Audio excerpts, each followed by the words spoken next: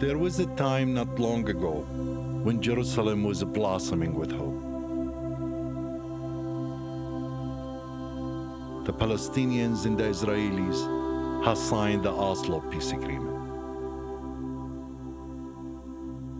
The agreement was based on the principle of land for peace. The Palestinians will get back their occupied land, and a peace agreement would be signed declaring an end to a conflict that has inflamed the region for more than half a century.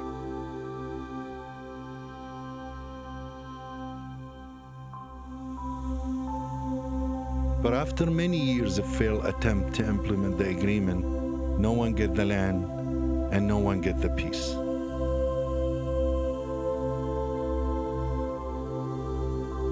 The peace process has collapsed and the land is back on fire. Israel has decided to encircle the fire with a wall 4 times longer and twice as high as the Berlin Wall.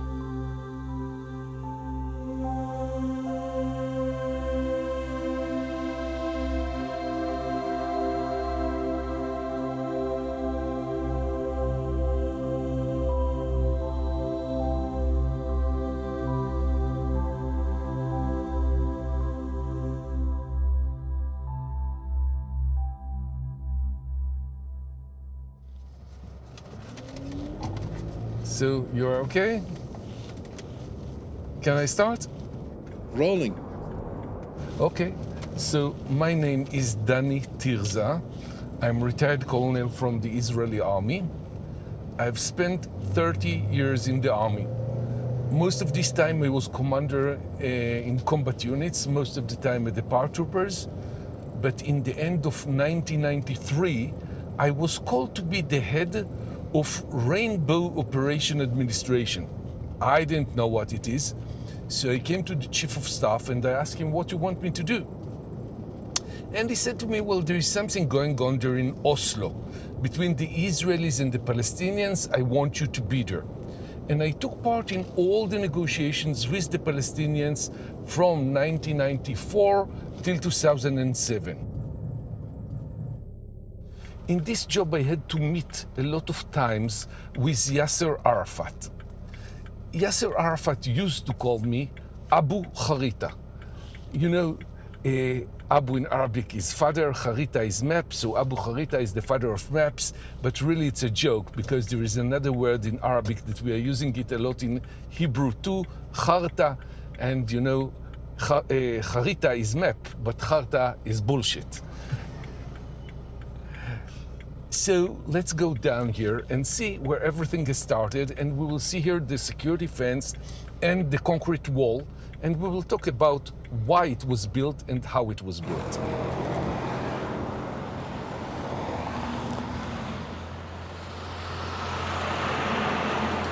When the negotiations between Israel and the Palestinians crashed down in 2000, it was a great disappointment for both sides. Just 6 weeks later, the Palestinians started a terror attack, what they are calling the Second Intifada, and in one day, all the life in Israel have been changed.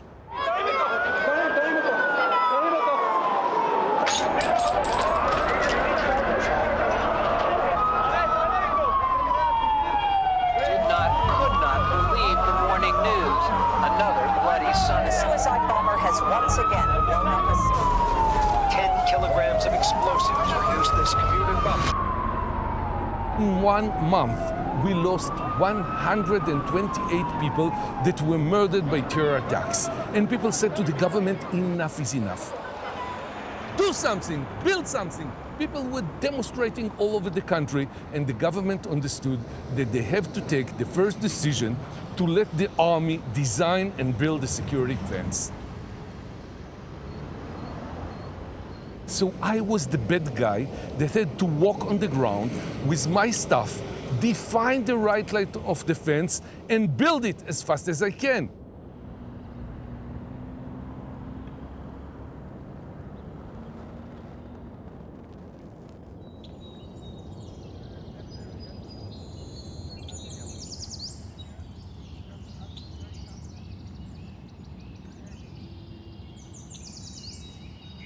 Israel was using security as a pretext for annexing land.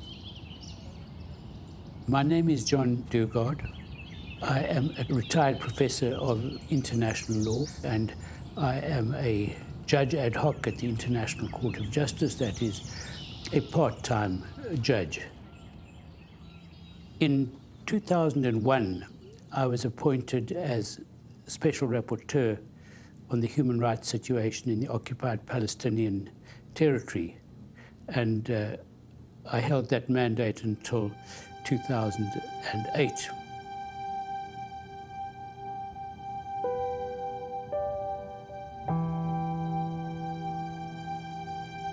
In June 2003, I carried out a visit to the Palestinian territory, and I focused very much on the construction of the wall.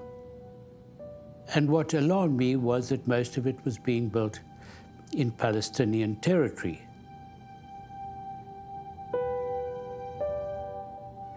In response to my report, the General Assembly of the United Nations had adopted a resolution in which they demanded that Israel halt the construction of the wall. The Secretary General requested the Security Council to endorse the call for Israel to dismantle the wall, but that was vetoed by the United States. And so in despair, as it were, with no alternative, the General Assembly asked the International Court of Justice to give an advisory opinion on the legality of the wall. I was very desperate, and the reason for that was not the veto itself. I mean, we got used to US vetoes before. The reason was that the US led us to believe that on this matter, they are not going to compromise. So the big question was what to do. And only then we started contemplating the idea of seeking the advisory opinion of the International Court of Justice. A recorded vote has been requested. We shall now begin the voting. Please signify.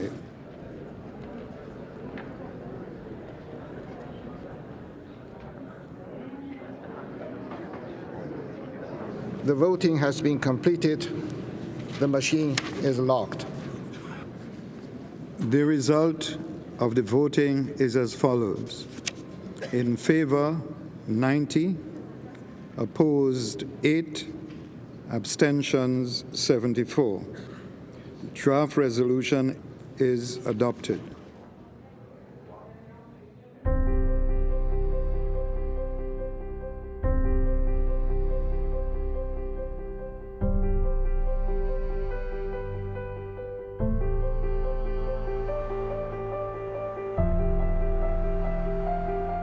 Thousands of miles away from New York, the case is on its way to the beautiful Dutch city of The Hague, home to the International Court of Justice, the ICJ, and the birthplace of international law.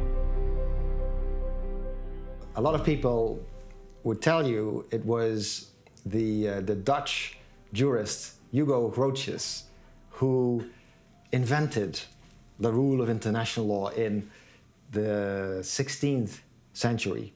It was chaos. It was chaos. Everybody was fighting each other. There were wars all over the world. Europe was a mess, in flames. And this man comes up with this idea of the freedom of the high seas. You know, no more piracy. There should be freedom, and people should be left alone. And more importantly, when states go to war, there are rules that ought to be upheld. For me, it was this fundamental principle of the primacy, the rule of international law, that made me decide to get involved in this case. I knew having been a former official of the International Court of Justice, that this was going to be a landmark case.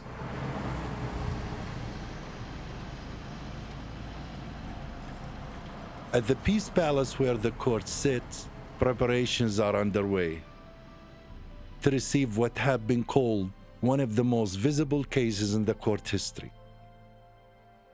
Israel has refused to participate in the court proceedings and instead submitted 130 pages document arguing that the ICJ has no jurisdiction over the case and does not have enough evidence to hear the case.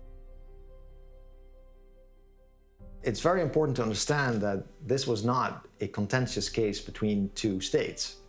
And so Israel was making its case in the court of public opinion at the gates of the Peace Palace in The Hague through numerous interviews on TV, whereas we were arguing the case in court.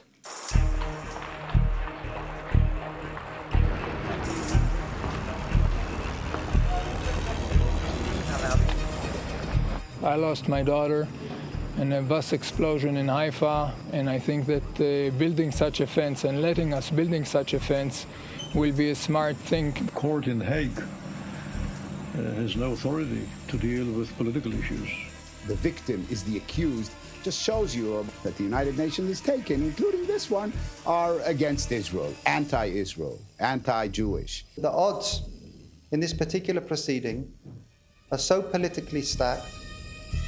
We don't want to give this proceeding a legitimacy that it doesn't deserve. Lako.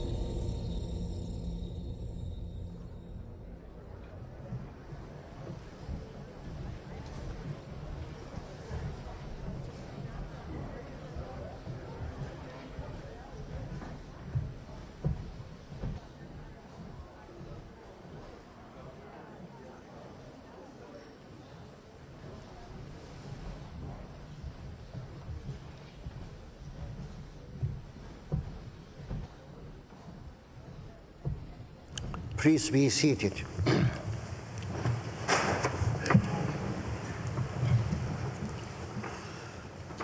The session is open.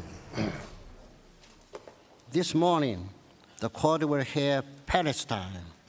I stand before you as a representative of the Palestinian people, the indigenous people of the land, who for too long have been denied the right to self-determination and sovereignty over their land, and half of whom remain refugees. They have been dehumanized and demonized, humiliated and demeaned, dispossessed and dispersed, and brutally punished by their occupier. This case, however, is not about the whole of the Israeli-Palestinian conflict. It is about the wall. This wall is being constructed almost entirely in the occupied Palestinian territory. Now I give the floor to Professor Lowe. Thank you, Mr. President. Mr. President, members of the court, it's an honor for me to appear before you and to have been entrusted with this part of Palestine's presentation. Mr. President, the issue here is not whether Israel has the right to build a wall. It is whether it has the right to build the wall in the occupied Palestinian territory. And Palestine's main point is that whatever security effects the wall might have could be secured by building the wall along the Green Line on Israeli territory. If Israel wanted a wall for security, it could construct it on its territory and raise it to 80 meters rather than 8 meters if it wished. This would not bode well for mutual coexistence, of course, but no one would challenge its legality in principle. The wall, insofar as it departs from the Green Line and is built in occupied Palestinian territory, cannot be justified by appeals to Israel's security interests. States cannot cast off all legal and moral constraints by merely calling on the name of security interests. In the present case, there is not one report, but many. The reports of competent bodies, including the International Committee of the Red Cross, the Human Rights Committee, the Special Rapporteur of the Commission on Human Rights, and so on. They tell a concordant story. The court is perfectly well informed. If Israel wished to challenge the circumstances and facts set out in these reports, it could have done so. Israel cannot plead lack of facts as a ground to have the court refuse to decide, when any deficiency in the facts could have been corrected by Israel itself. Israel maintains that the wall, on which it's said to be spending around $2 billion US, 2,000 million US dollars, is temporary. That's difficult to believe. One might take a different view if the Israeli government were to announce publicly now that it recognizes that the Palestinian territory is occupied territory, that it recognizes that all of the settlements are in occupied Palestinian territory. The wall is changing the status of the occupied Palestinian territory. It is entirely foreseeably causing demographic and other changes that will eliminate the possibility of the Palestinian people effectively exercising their right to self-determination. And this is tantamount to a de facto annexation of territory. Well, Israel admits that the route of the wall is designed to protect Israeli civilian settlements, which have been built in the occupied Palestinian territory, including East Jerusalem. The map speaks for itself. The wall departs from the Green Line in order to fix the settlements on what is no doubt thought of as the Israeli side of the line. Well, those settlements were themselves created in violation of international law. Article 49, paragraph 6 of the Fourth Geneva Convention prohibits the transfer by an occupying power of parts of its own civilian population into the occupied territory. Numerous Security Council and General Assembly resolutions have determined that the settlement activities breach international law. The logic, sir, is inescapable. The civilian settlements are unlawful. Therefore, there is no right to divert the wall from the Green Line in order to protect those unlawful settlements. Since the signing in 1993 of the Declaration of Principles between the Government of Israel and the Palestine Liberation Organization, Israel not only continued its illegal settlement activities and expansion, but actually doubled the number of its settlers in the occupied Palestinian territory, including East Jerusalem. Doubled. This creates facts on the ground. Palestinians are, in fact, being driven out of areas adjacent to the wall and adjacent to Israel.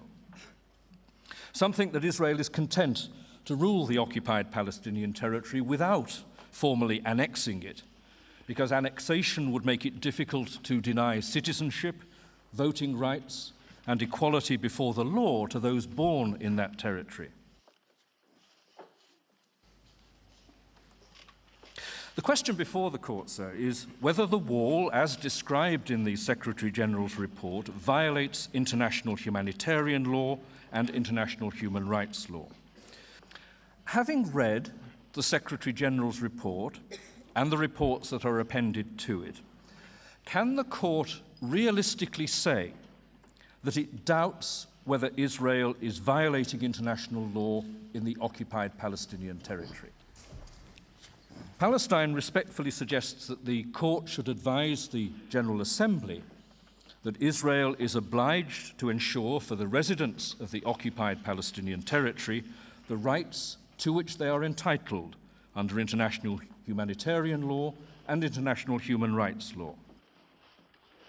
So much is now known about the wall, and what is not known can be deduced from its route, its size, its cost, its regime, its effects, and the avowed intentions of those who are building it to impose a unilateral settlement.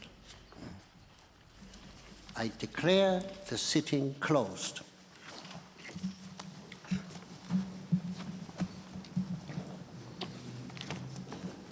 The lawyers are done with their arguments, and the 15-nation panel of judges is now in seclusion, wrestling with the case.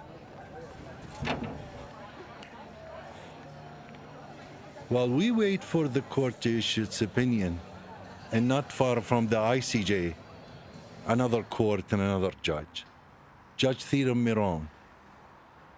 Judge Miron has nothing to do with the wall case, except that 50 years ago, in 1967, when Israel occupied the West Bank, he was the legal advisor to the Israeli Ministry of Foreign Affairs.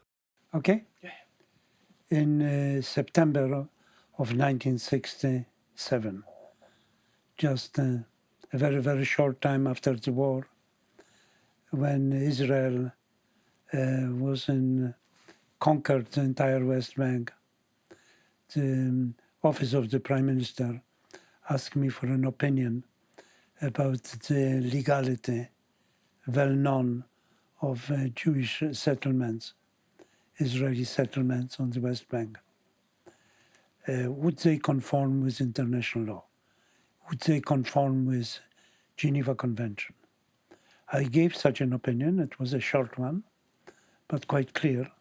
And the opinion stated that settlements on the Jewish settlements on the West Bank would be in clear conflict with Article 49 of the Fourth Geneva Convention. Maybe it was not the opinion he expected, but that's life. When I went last time to the West Bank and saw all those settlements on the hilltops, I said to myself, my God, what are we doing? It's bad. It's bad. It's bad for the two peoples.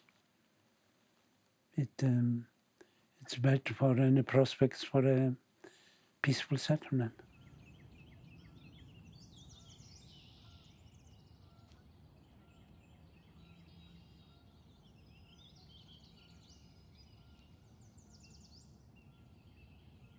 Please be seated. The court, from the material available to it, is not convinced that the specific course Israel has chosen for the war was necessary to attain its security objectives. The court accordingly finds that the construction of the wall and its associated regime are contrary to international law. Finally, the court is of the view that the United Nations should consider what further action is required to bring to an end the illegal situation resulting from the construction of the wall and the associated regime, taking due account of the present advisory opinion.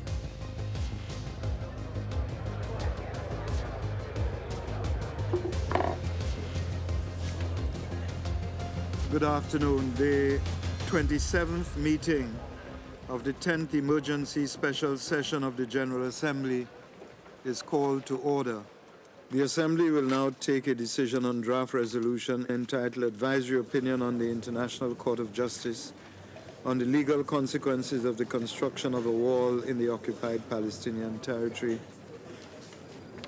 A recorded vote has been requested. We shall now begin the voting process.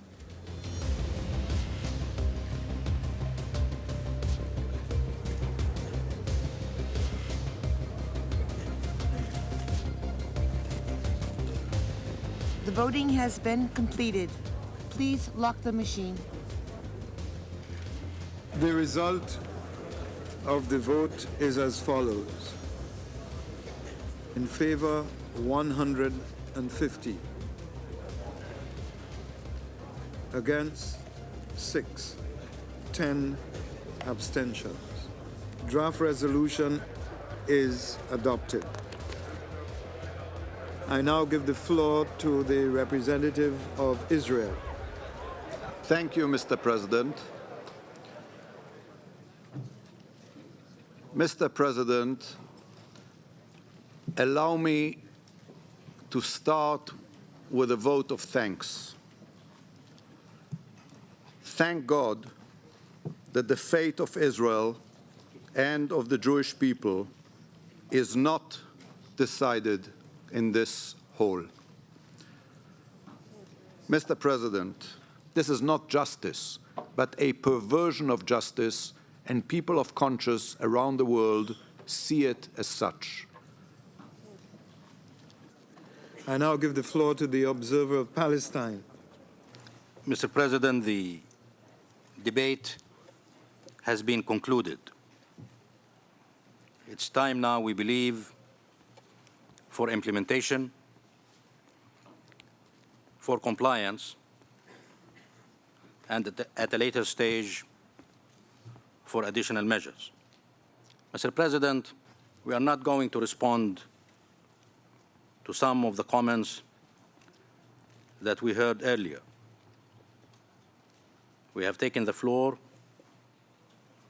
simply to express our deep appreciation and thanks to all of you for the magnificent results that were achieved today in support of international law and in support of peace and reconciliation in the Middle East.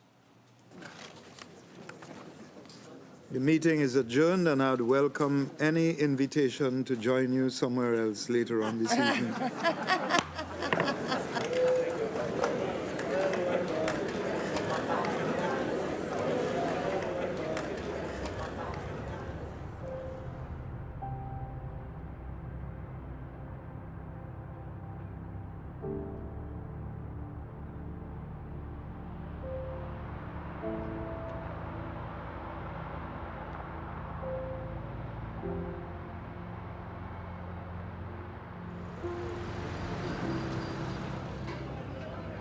With the U.S., the most powerful country nowadays, and with the silence of the European Union and other countries, Israel feels that they have free hand to do whatever they want.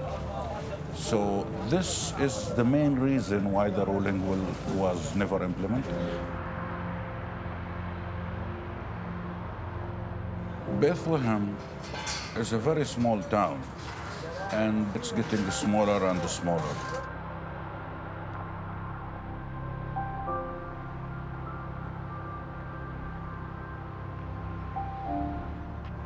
The lands are confiscated by the Israelis. Settlements built around Bethlehem from all sides. And with the wall and closing all the sides of the city, Bethlehem now is smaller than the time of Jesus.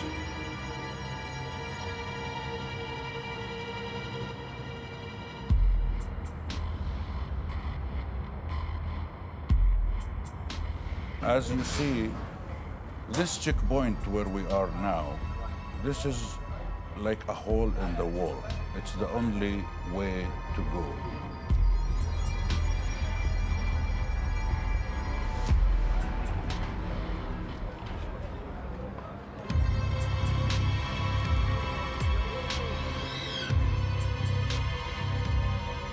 And these workers you see going through this checkpoint are only the lucky ones who get permits from the Israelis to go.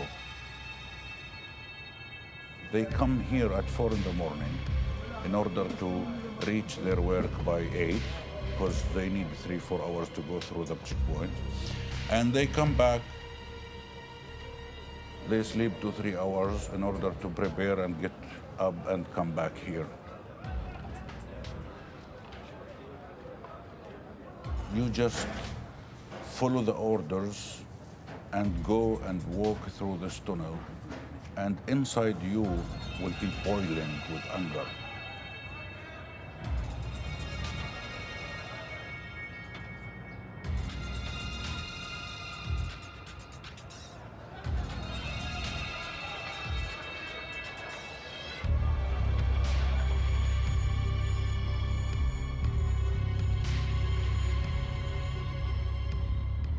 14 years ago, when the International Court of Justice issued its opinion, many people thought it was a historic turning point in the bloody conflict.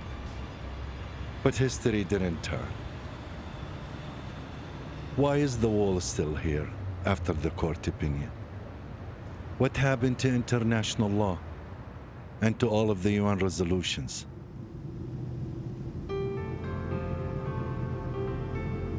My search for answers takes me on a journey across 3 continents, hoping to make sense out of a senseless story. My first stop, Washington, D.C., home of Judge Thomas Buergenthal, the American judge and the only dissenting judge on the panel. I begin by asking him, why is the court opinion was not implemented? It was predictable. It was predictable that the court would decide the case and it would have no effect on the wall in the first place. And that's why the court should never have been decided. The court should have rejected to hear the case. So you're not really surprised that the wall case didn't go anywhere? No. And do you think that the Palestinians were surprised? I know that some Palestinians were surprised because, unfortunately, they were made to believe that this decision was going to have an effect. Unfortunately. You know, I mean, you can call me naive. I'm one of them. I really thought that after the ICJ opinion, business would not be business as usual. I was hoping that would be the case, but I knew it wouldn't be. Well, how can you respect the court then? How can you respect the UN General Assembly to be sending you a case where they basically know it's not going to have any effect? Do you think that the 100-some countries that referred it to the court thought that the court is now going to decide the case and the wall is going to fall down? They didn't believe it.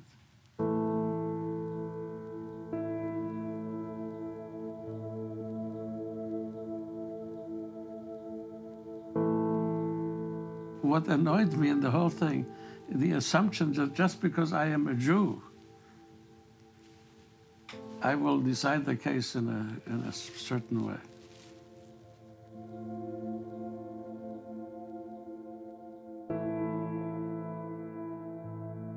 Back in The Hague, Judge Bruno Simma of Germany was also another judge on the court panel.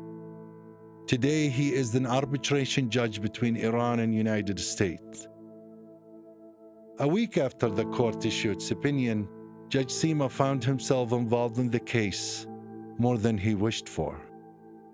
The American newspaper, The Washington Post, published an article on the ICJ opinion, singling Judge Simma out for his nationality.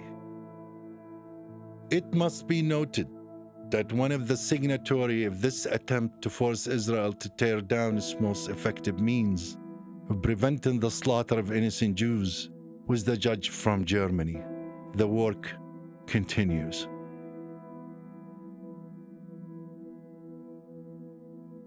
Yeah, I remember that. I remember somebody, a friend, a colleague actually, who is now a member of the German Constitutional Court, giving me a printout of that statement by a guy whose name I had known before, Charles Krauthammer. And I remember it hit me in the stomach. I thought I was always kind of a relatively tough person, but it really, this was a new experience for me. It really hurt me in the stomach. Yeah, it still does in a way. It also indicates the special situation of any German with regard to things that happened to Israel or in Israel or by Israel. But what can you do? I accepted to be a judge. I accepted to take part in that opinion writing, and so you probably have to live with that.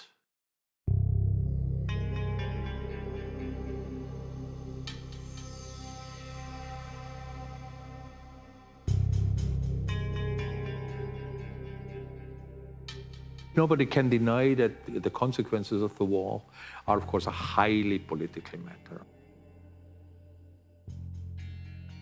There were a number of reasons to sympathize with Israeli measures. We had seen the pictures of the emergency wards. A bomb had gone off in a cafe in Tel Aviv or Jerusalem. There was a problem there. On the other hand, the measure which Israel took in the form of constructing the wall, of course, was a measure which was very problematic from the viewpoint of law. And the majority of the court thought, even this is highly charged really in every sense of the word almost, we should deal with it.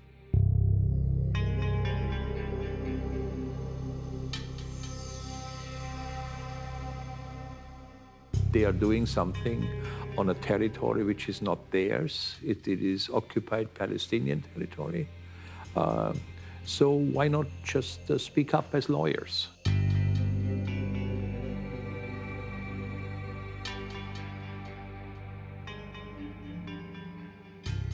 Much closer to the wall in neighboring Jordan, Judge Al-Khasawneh was also a member of the ICJ panel.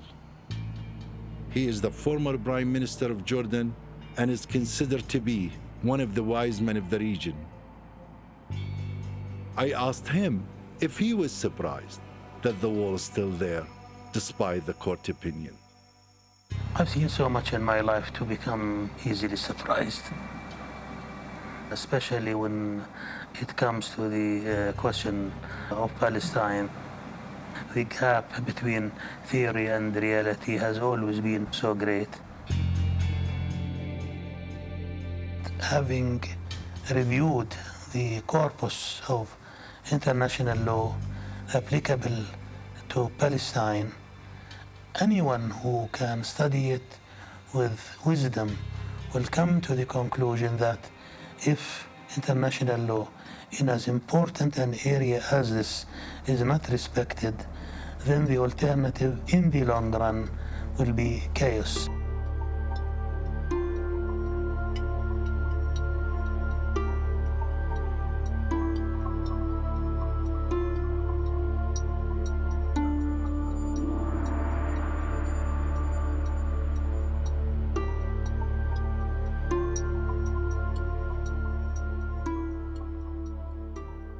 In a case like the wall case, my expectations were low. I didn't think that the wall would come down.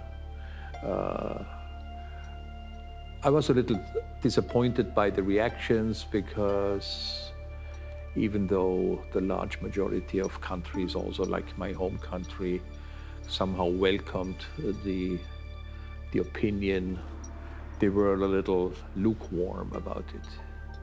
Even countries like Germany. So you can imagine that they regarded this opinion as something. Did you have to say that? Was it necessary? Why didn't you just shut up?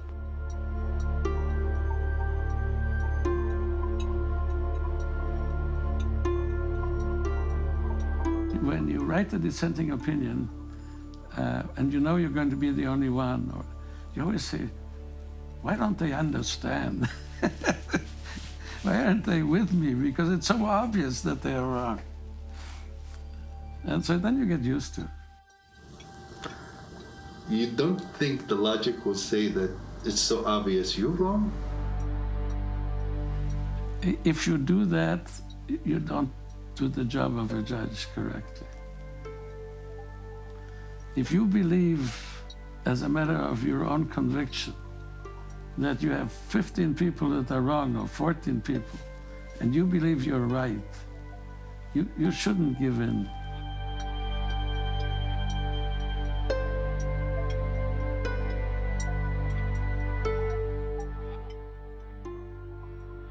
My position was always, if you prove to me that the wall is constructed on Palestinian land, then it is illegal. What evidence did you need? I think nobody denied. Did the Israeli deny that they built the wall on beyond the green line in occupied territory? I don't think they did. I don't think they did. That was clear. So I think I think we had all the evidence. What is not beyond dispute is the fact that Israel is a military occupant and nothing more. So many people came to the court and dissected the question from every conceivable point of view. Of course, Israel didn't come, and I think that was tactically wrong for them. It was a big mistake for Israel not to show up in the court case. It showed a disrespect to an important international tribunal. It showed a disrespect to all of the judges on the court. We had briefs by Israel before the court, excellent briefs. I know who wrote them. One of the, let's say, most clever lawyer I've ever come across. And they made their point. They made their point in writing, even though they did not appear in the courtroom. I felt that under certain circumstances, the wall could be justified under international law if it could be shown that it had some self-defense justification. That to me is not a self-defense situation. It is a situation, it is a situation of policing. And then of course the question would be, is this kind of policing legal or illegal? And if you do that kind of policing in a territory where you are not supposed to be in the first place because your occupation is illegal, that to me makes these activities a violation of international law.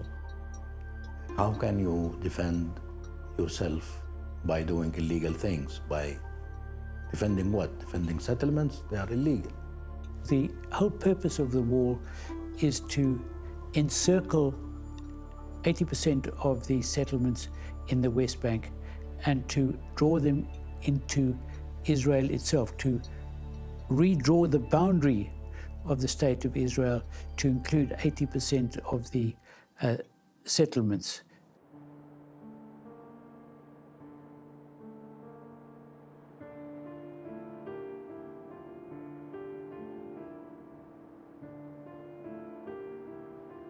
The case comes to the court. The court renders a decision and the wall is still there. If you want to really destroy international law, bring more of those cases to the court and show how ineffective international law is. The United States was running the show, and the United States was determined that the advisory opinion of the wall, on the wall, should be killed. I think the last word had not been spoken, and I think the wall opinion is a good thing. I think it's not perfect. I would love to rewrite parts of it here and there, of course, together with colleagues. But I think it is one of the decisions that the court can be proud of.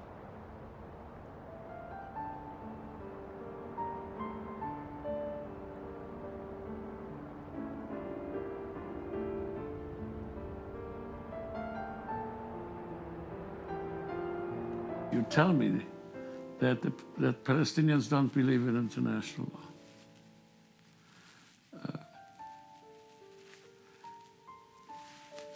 I can't help it. I mean, I think they have if they relied on international law to solve all of the problems, they probably have good reasons not to believe in it.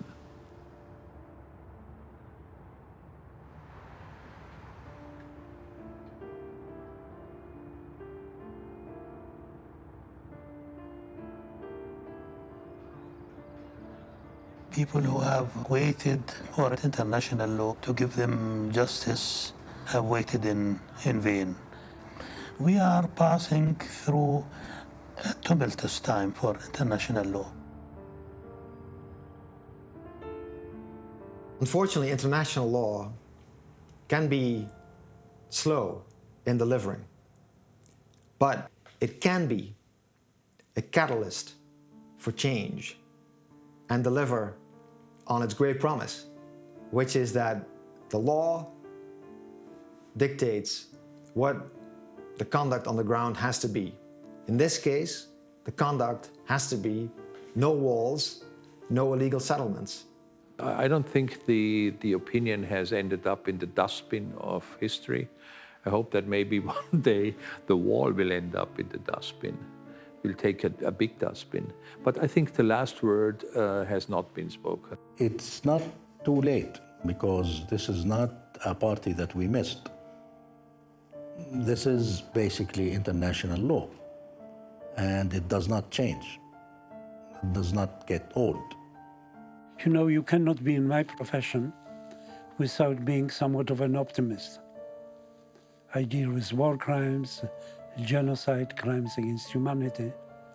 These are not always particularly pleasant subjects to work on. So you must believe that in the long run, international law, humanitarian law, human rights law will have an impact.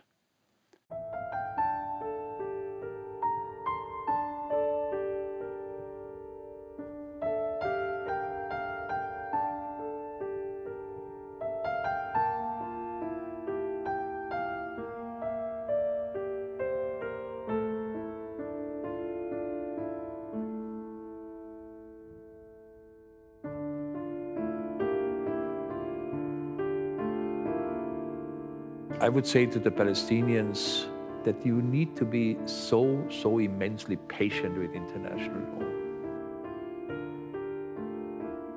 Maybe it will have an effect which not even during your lifetime. Just keep patient and keep trying and try not to become violent. I am now 81 years old, which is, I never thought when I was in the camp that I'd ever reach more than 11 or 12. I hope I will still see the settlement of that dispute, the Arab-Israeli dispute. I doubt that I will see it.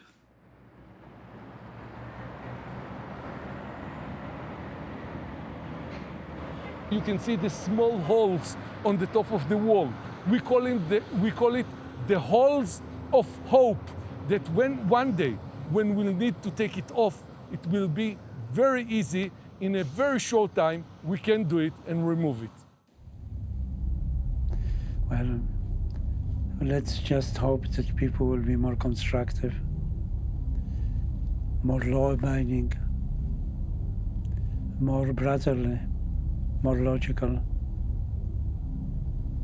more contemplative, less emotional, less nationalistic, less arrogant. And these are our hopes. These are my hopes in any event.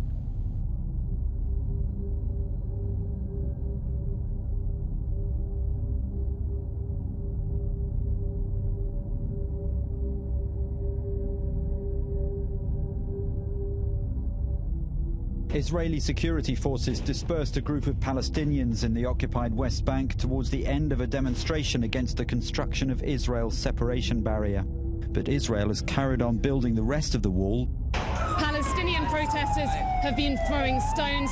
Israeli soldiers have been firing back with tear gas, with rubber bullets and live bullets as well. For ordinary Palestinians who'll have to live with the structure on a daily basis, it's becoming more than a matter of mere semantics. All right, protests are being held across the Palestinian territories over Donald Trump's decision to recognize Jerusalem as the capital of Israel. Israel has long pursued a policy of building Jewish settlements on Arab land. It insists it has the legal right to do this, but most of the world disagrees. A Palestinian man has stabbed and wounded 2 Israeli soldiers outside a settlement in the West Bank before being shot dead. Street fires, hurled bullets, stones, and now an everyday occurrence in the West Bank. The Palestinians here say that their anger stems from the political situation and their feelings of despair. After decades spent fighting for their own state with little to show.